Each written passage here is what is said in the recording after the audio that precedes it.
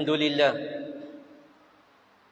الحمد لله الذي هدانا لهذا وما كنا لنهتدي لولا أن هدانا الله أشهد أن لا إله إلا الله وحده لا شريك له وأشهد أن سيدنا محمدا عبده ورسوله اللهم صل وسلم وبارك على سيدنا محمد وعلى آله وأصحابه أجمعين أما بعد فيا عباد الله اتقوا الله أوصيكم وإياي بتقوى الله فقد فاز المتقون قال الله تعالى في القرآن العظيم يا أيها الذين آمنوا اتقوا الله حق تقاته ولا تموتن إلا وأنتم مسلمون صدق الله العظيم.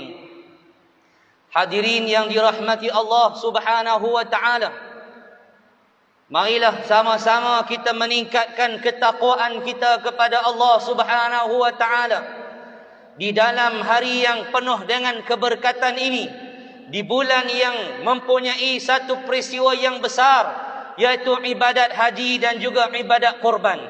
Kita berada pada 10 hari yang terawal di bulan Zulhijjah yang disebutkan oleh Allah Subhanahu wa taala. A'udzu billahi minasyaitonir rajim. Bismillahirrahmanirrahim. Wal fajr wa layalin 'ashr. Shadaqallahul azim. Demi waktu fajar, demi 10 malam yang mulia, yaitu malam-malam yang pertama di bulan Zulhijjah. Hadirin yang dirahmati Allah, pada bulan yang baik, pada hari yang baik, marilah kita muhasabah sejauh mana iman kita kepada Allah Subhanahu wa taala. Kita memperbaiki amalan kita agar bertingkat dan bertambah ketakwaan kita kepada Allah Subhanahu wa taala. Kita makin hari makin jauh daripada Nabi kita Muhammad sallallahu alaihi wasallam. Jarak kita dengan Nabi telah melebihi 1400 tahun. Kita telah kehilangan seorang Nabi yang membimbing manusia ke arah kebenaran. Maka hiduplah manusia pada ketika ini dalam keadaan pertikaian, saling benci-membenci di antara satu sama lain.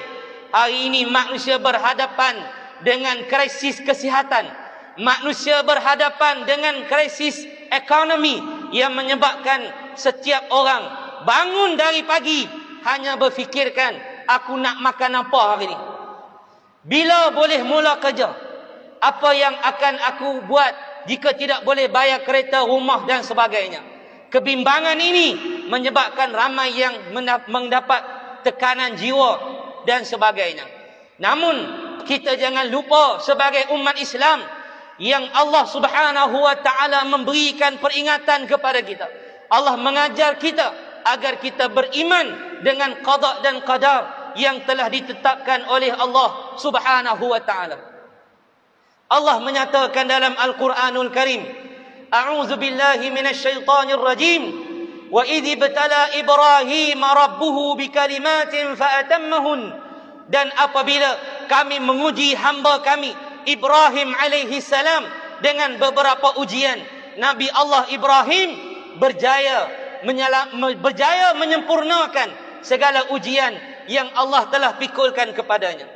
Ujian yang besar, pengorbanan yang besar telah dilakukan oleh nabi-nabi terdahulu, termasuklah Nabi kita Muhammad sallallahu alaihi wasallam. Sayyidina Ibrahim alaihi salam melakukan pengorbanan yang besar. Beliau telah meninggalkan pahaman ayahnya yang menyembah berhala pada ketika itu. Beliau berhadapan dengan sebuah kerajaan yang zalim. Kerana beriman kepada Allah, beliau ditangkap dan dibakar hidup-hidup. Ini balasan kepada seorang Nabi yang mengajak manusia ke arah kebaikan. Namun Nabi kita Sayyidina Ibrahim alaihi salam tidak pernah mengeluh, tidak pernah mengungut atas ujian yang Allah timpakan kepadanya. Bagaimana Allah menguji Nabi Allah Ibrahim meninggalkan isteri dan anaknya di satu lembah yang disebut Wadi Ghairi Dzi Zar'in, satu lembah yang kering kontang, tidak ada tanaman, yakni bumi Makkah Al-Mukarramah. Tidak ada pokok, tidak ada orang, tidak ada haiwan, tidak ada burung yang berada di kawasan itu, karena kawasan itu kering kontang, tidak ada pokok, tidak ada air, tidak ada makanan. Allah meninggalkan, Allah mengarahkan Nabi kita Ibrahim alaihi salam meninggalkan istrinya dan anaknya yang tercinta dalam keadaan bekalan makanan yang tidak mencukupi. Dibekalkan dengan ketakwaan kepada Allah. Dibekalkan dengan ketakwaan kepada Allah, rezeki yang sedikit melimpah ruah. Seorang ibu yang bersabar dengan tugasan suaminya menyampaikan dakwah pada ketika itu. Beliau ke hulu ke hilir, naik ke Jabal Safa, turun naik pula ke Jabal Marwah mencari air untuk anak kecilnya. Tuan-tuan, Allah telah mentakdirkan bahawa akan ada air Zam-Zam, air yang terpancar di hadapan Kaabah, yang hari ini boleh diambil oleh jutaan manusia dalam satu ketika. Air tidak kering, bahkan makin hari makin banyak. Air yang terbaik dalam dunia, air Zam-Zam, berada di kota Makkah. Amalan isteri Nabi Allah Ibrahim alaihi salam ke hulu ke hilir mencari air yang Allah Ta'ala menjadikannya sebagai syariat kepada umat Nabi Muhammad sallallahu alaihi wasallam, iaitu ibadat haji. Ibadat umrah mesti melakukan sa'i daripada Safa ke Marwah sebanyak 7 pusingan yang diakhiri di Marwah. Ini ujian yang dihadapi oleh Nabi Allah Ibrahim alaihi salam. Bukan takat tinggal anak di kota Makkah, Allah menyuruh Nabi Allah Ibrahim alaihi salam. Allah datangkan dalam mimpi. Saya nak sebut dekat hadirin yang hadir pada hari ini, tuan-tuan yang terpilih untuk menunaikan Jumaat pada hari ini, bahawa mimpi para nabi itu benar. Bukan macam mimpi kita. Kita mimpi kita mainan tidur. Adapun mimpi orang-orang saleh itu mimpi yang baik. Mimpi para nabi itu mimpi yang benar. Nabi Ibrahim kata kepada anaknya, "Ya bunayya inni ara fil manami anni azbahuk, fanzur madza tara." Wahai anakku yang kucintai. Tuan-tuan, kahwin lama tak ada anak. Bila dah dapat anak, Allah suruh tinggal anak dan isteri di kampung yang kering kontang. Bila anak dah besar, Allah arah supaya menyembelih anak. Seorang nabi yang cintakan anaknya, tetapi cinta kepada Allah melebihi daripada keluarga. Nabi Allah Ibrahim tanya kepada anaknya Nabi Allah Ismail alaihi salam, "Fanzur madza tara?" Wahai anak, aku semalam tengok kamu ni dalam mimpi aku. Anni azbahuka, aku menyembelih kamu. Fanzur madza tara, apa pandangan kamu? Tuan-tuan, Nabi Ibrahim dia tanya anak dia, bagi minta pandangan anak dia. Hari ini berapa ramai ayah-ayah, ibu-ibu yang tidak berbincang, tidak mengambil pandangan anaknya, hanya pandangan bapak dan mak saja betul. Orang tua dia kata orang muda tak boleh pakai. Depa ni muda sangat, kami ya pandai. Nabi Allah Ibrahim alaihi salam menghargai golongan muda dengan memberikan peluang kepada anaknya. Fanzur madza tara, apa pandangan kamu wahai anakku? Nabi Ibrahim bagi peluang, satu peluang yang besar kepada Nabi Ismail alaihi salam. Apa pandangan kamu terhadap mimpi aku bahawa aku menyembelih kamu semalam? Bukan mimpi bawa pergi berjalan di Langkawi.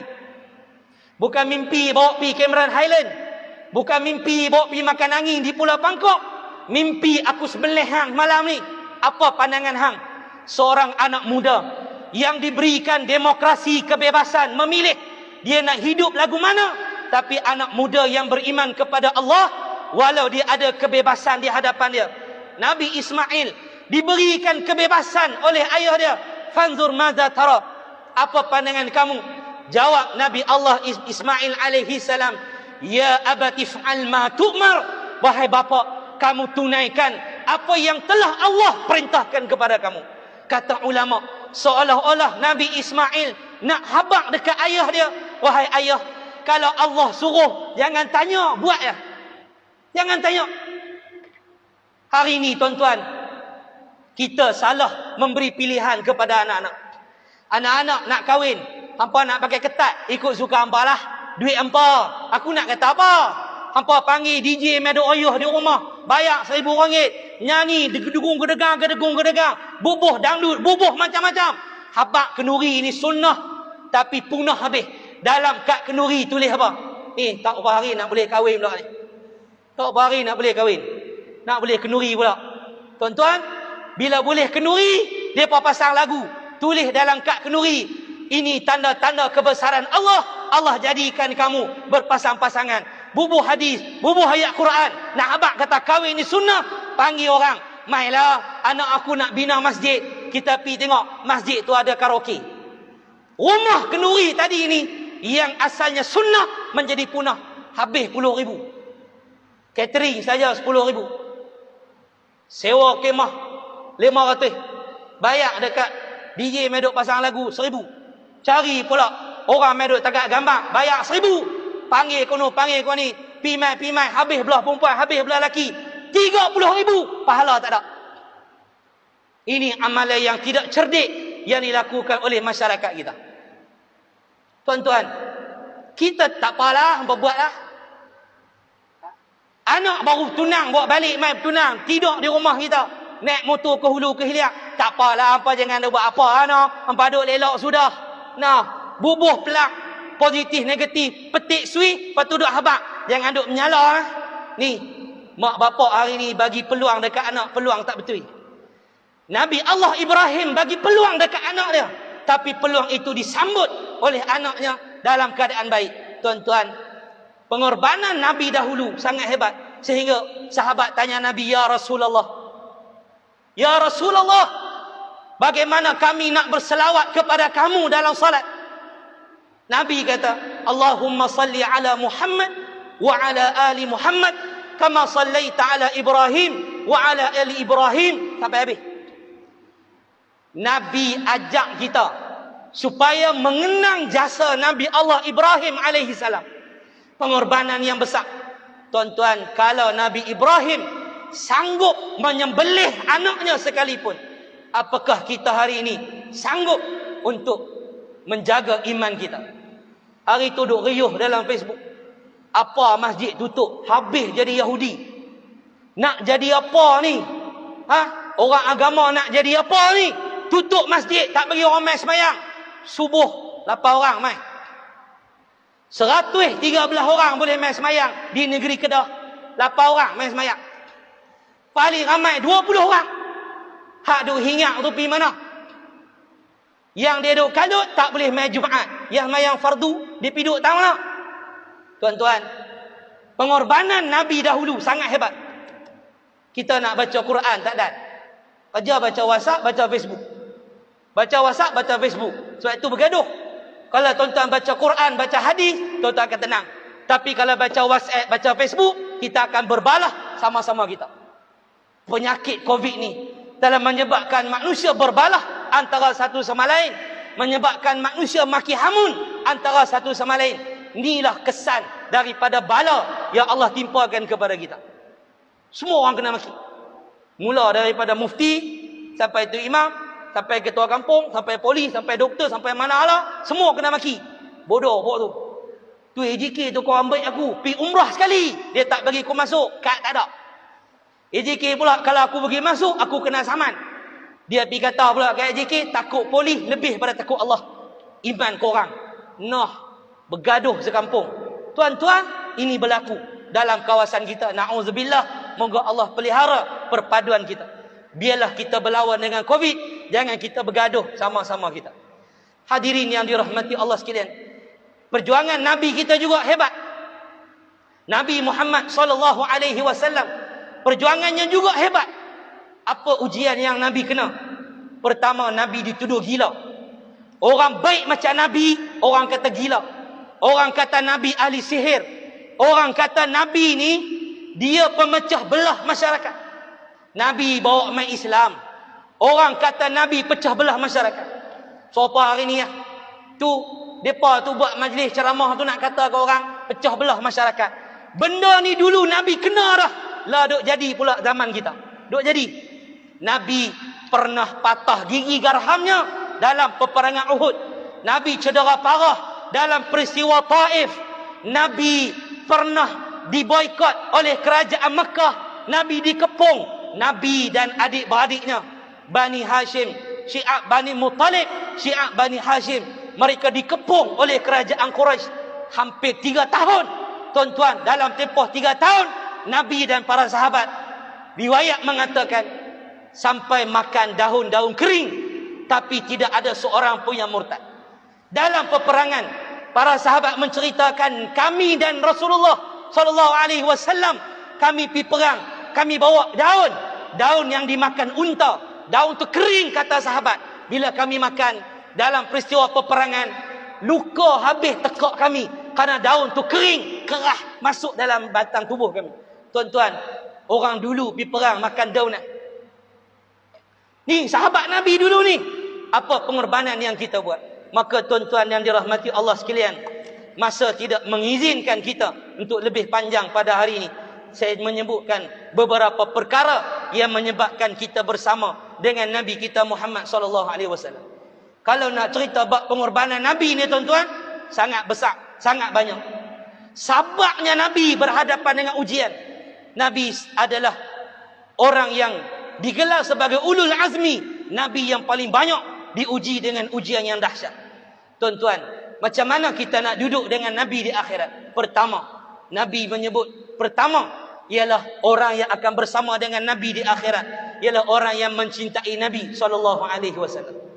Kalau siapa sayang dekat Nabi, dia duduk dengan Nabi. Siapa tak sayang dengan Nabi, dia sayang dengan artis, pemain bola, dia boleh bangkit tengok final. Pukul 3 pagi dia bangkit. Kejut satu rumah. Dekat-dekat subuh dia lena. La haula wala quwata illa billah. Bola dia boleh bangun, tapi nak sembahyang subuh tak boleh bangun.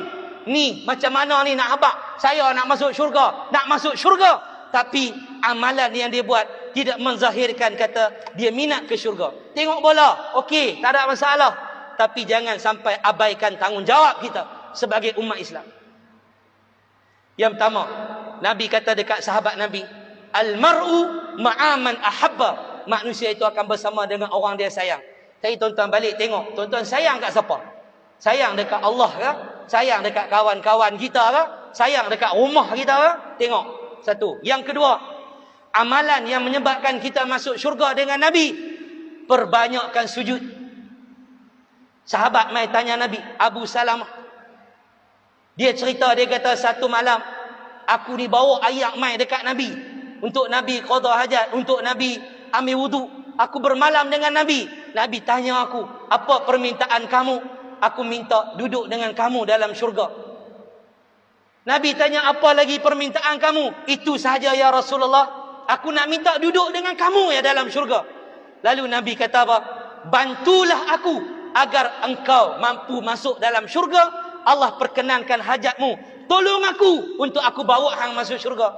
Dengan perbanyakkan sujud, banyakkan solat, banyakkan tahajud, banyakkan solat sunat, banyakkan sujud kepada Allah. InsyaAllah kita akan bersama dengan Nabi SAW. Walau dekat dunia tak ada jawatan, dekat dunia tak ada duit, tak boleh makan dengan orang-orang kaya, tak boleh makan dengan orang-orang yang ada jawatan tinggi, tapi di akhirat kita boleh bersama dengan seorang Nabi yang jawatannya lebih besar daripada makhluk-makhluk yang ada di atas muka bumi ini dan juga yang ada di alam ni. Yang kedua, yang ketiga, yaitu mentaati Rasulullah SAW. Ada satu orang sahabat, dia mai jumpa Nabi. Dia kata, ya Rasulullah, ya Rasulullah, aku ni bimbang. Kalau besok aku mati, aku tak boleh tengok kamu dah di akhirat. Ialah engkau Nabi masuk dalam syurga, engkau akan duduk dengan Nabi-Nabi yang lain. Aku ada peluang ke boleh jumpa dengan kamu ya Rasulullah? Nabi kata apa? Ayat Al-Quran turun, ayat yang menceritakan tentang orang yang rindukan Nabi, yang taatkan Nabi. Dalam surah An-Nisa ayat 69 Allah menyatakan, wa man yuti'illaha war rasul fa ulaika ma'al ladina an'ama Allahu 'alaihim minan nabiyyin was-siddiqin wasyuhada was-salihin.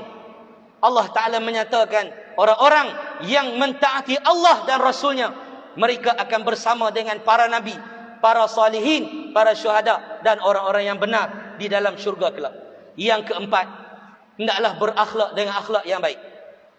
Kita kena ada akhlak yang baik. Nabi kata athqalu syai' fil mizan al-khulqul hasan. Benda paling berat di timbangan Allah Ta'ala. Allah ni dia ada penimbang di akhirat. Rupa dia lagu mana, wallahu a'lam. Allah akan timbang amalan kita.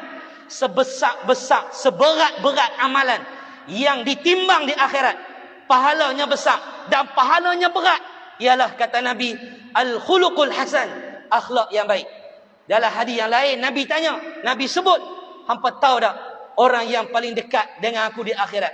Nabi kata aqrabukum minni majlisan yaumal qiyamah, orang yang paling dekat duduk dengan aku di akhirat. Ni paling dekat duduk saf pertama, rapat dengan Nabi. Nabi kata apa? Ahsanukum akhlaqa, orang yang baik akhlaknya di kalangan kamu. Yang kelima, memelihara anak yatim. Ni dalam musim pandemik ni, tuan-tuan tengok mana-mana anak yatim yang belum aqil baligh, yang kematian bapa. Yatim mati pak, bukan mati mak, mati bapa, dan dia masih belum aqil, dia belum baligh, dia anak yatim. Kita bantu dia, kita bela dia. Nabi kata ana wa kafilul yatimi kahataini fil jannah.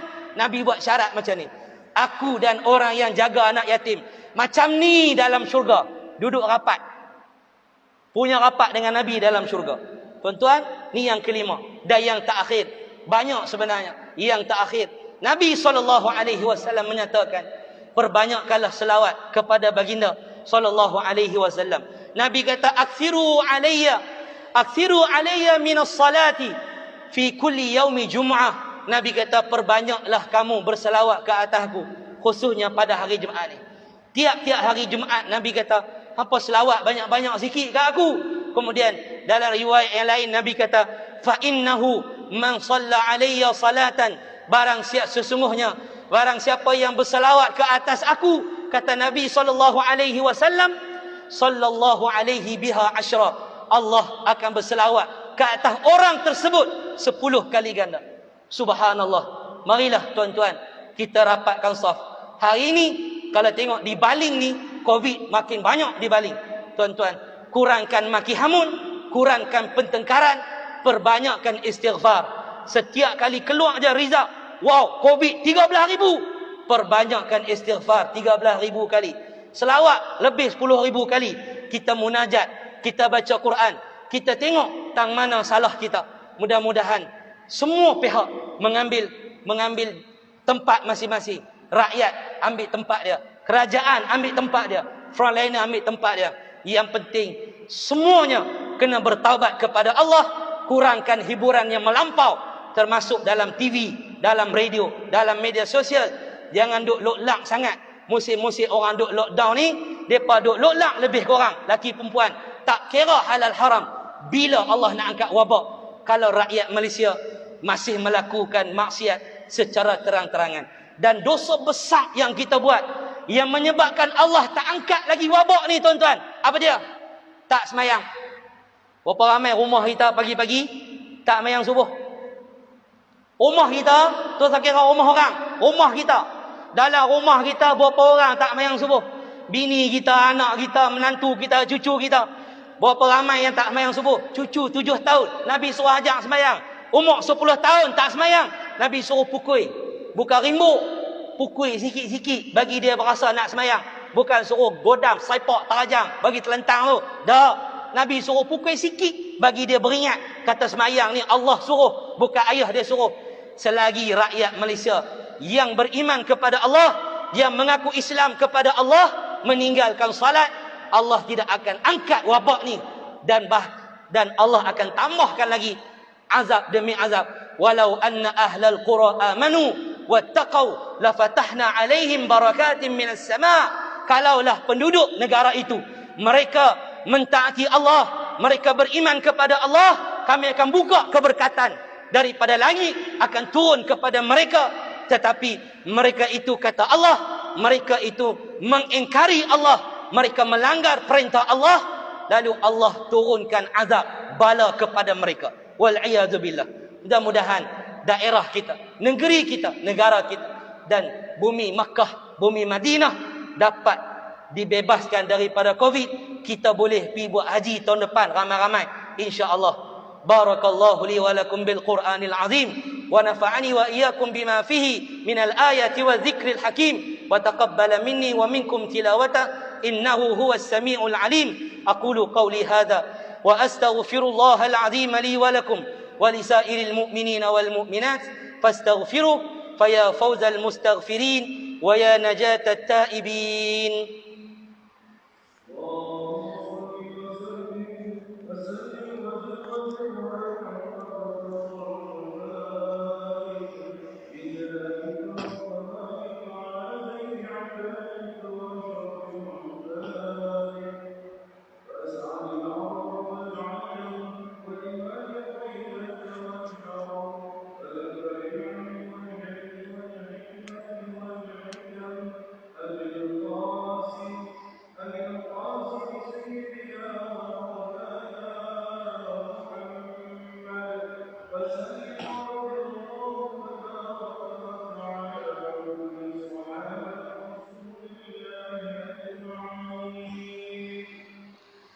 الحمد لله الحمد لله الذي هدانا لهذا وما كنا لنهتدي لولا أن هدانا الله أشهد أن لا إله إلا الله وحده لا شريك له وأشهد أن سيدنا محمدا عبده ورسوله اللهم صل وسلم وبارك على سيدنا محمد وعلى آله وأصحابه أجمعين أما بعد فيا عباد الله اتقوا الله أوصيكم وإياي بتقوى الله فقد فاز المتقون قال الله تعالى يا أيها الذين آمنوا اتقوا الله ولتنظر نفس ما قدمت لغد واتقوا الله إن الله خبير بما تعملون قال الله تعالى إن الله وملائكته يصلون على النبي يا أيها الذين آمنوا صلوا عليه وسلموا تسليما اللهم صل وسلم وبارك على سيدنا محمد وعلى آله وأصحابه أجمعين وارض اللهم عن الخلفاء الراشدين